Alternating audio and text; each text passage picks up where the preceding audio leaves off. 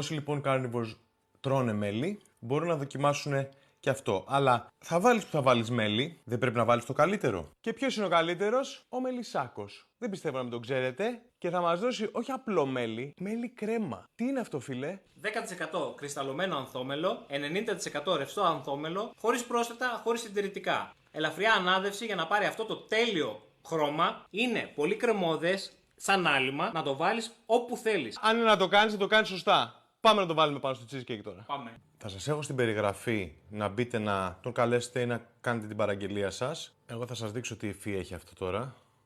Δες εδώ κατάσταση. Και πώς θα είναι πάνω στο cheesecake. Wow.